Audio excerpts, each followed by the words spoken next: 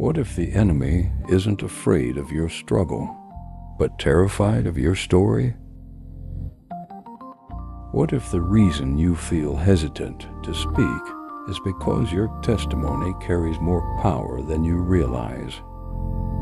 Fear doesn't just try to stop your progress. It tries to stop your voice. It whispers, "Keep that private. Don't share that. People will judge you." But what if your silence is robbing someone else of hope? There is power in what God brought you through. There is authority in what you survived. And there is breakthrough waiting on the other side of your boldness. Before you stay quiet again, ask yourself this: who benefits from your silence? And so today we're breaking that silence. Fear doesn't just try to stop your steps. It tries to stop your voice. It doesn't only want to paralyze your obedience. It wants to erase your evidence. Because testimony is dangerous. Testimony is not storytelling. Testimony is spiritual warfare. When you testify, you are doing three things at once. 1. You are remembering what God did. 2. You are declaring who God is. 3. You are reminding the enemy he failed. That's why fear attacks your voice. Fear says, "It wasn't that big. Other people have bigger miracles. Nobody cares. Keep that private." But what fear calls small, heaven calls evidence. The woman with the issue of blood didn't just get healed. She told it. The blind man didn't just receive sight. He declared it. The demoniac wasn't just delivered. He was sent back to his city to publish it. Jesus repeatedly told people to go and tell what the Lord had done for them. Why? Because testimony multiplies faith. When one person speaks, 10 are strengthened. When 10 speak, a church rises. When a church speaks, a region shifts. Fear knows this. That's why it says, "Stay quiet." There is someone one step behind you in the exact battle you just survived. But if you stay silent, they think they're alone.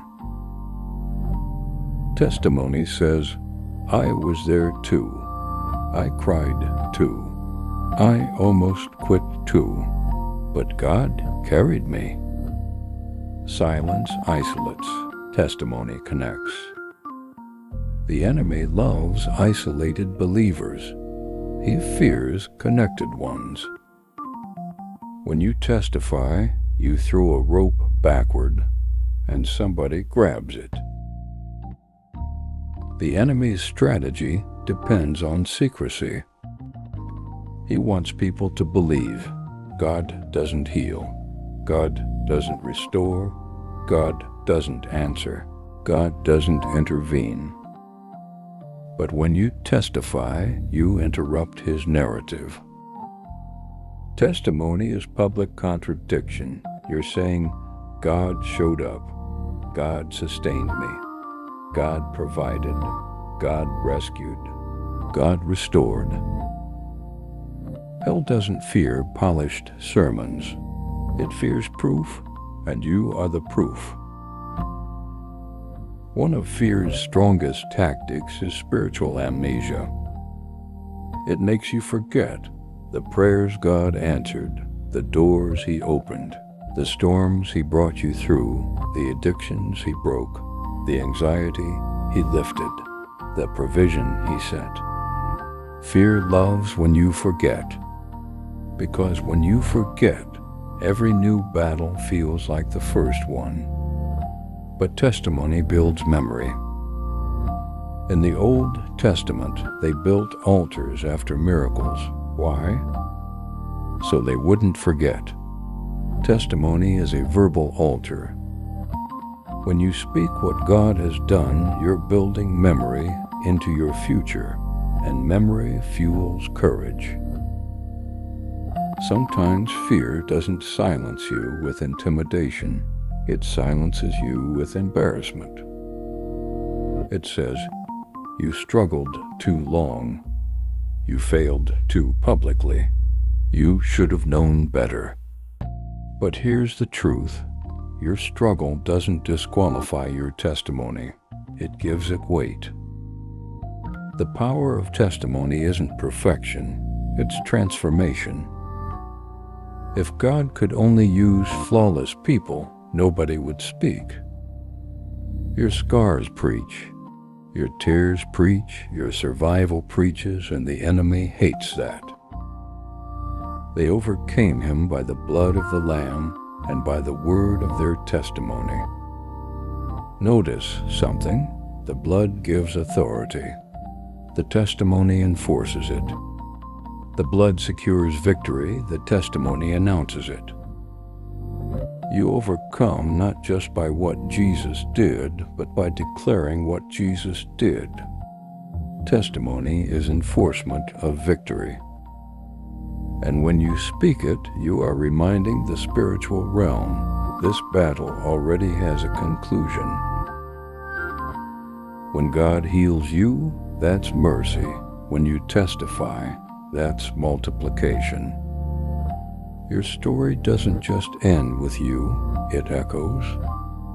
Somebody scrolling at 2 a.m. needs your voice. Somebody questioning God needs your memory. Somebody drowning in doubt needs your proof. Fear wants your miracle to die in your private journal. God wants it to live in public declaration. When you publicly thank God, you establish something in the atmosphere. Gratitude strengthens faith. Declaration shifts perspective. Witness releases boldness. That's why David wrote Psalms publicly. That's why the apostles preached openly. That's why the early church shared testimonies house to house. They understood something. Faith spreads by hearing, and hearing requires speaking. The very thing you're hesitant to say may be the very thing someone needs to hear. The very area you felt ashamed of may be the area God used most powerfully. The very season you wanted to erase may be the season God uses to inspire. Fear says, "Protect your image." Faith says, "Protect the glory of God." Your story isn't about you looking strong. It's about God being strong. So if God brought you through depression, speak. If God restored your marriage, speak it. If God delivered you from addiction, speak it. If God sustained you through loss, tell it. If God provided when it made no sense, let the world know it. Your testimony is oxygen, and somebody is suffocating. Don't let fear silence what heaven ordained, because every time you testify, you declare. God still moves. God still heals.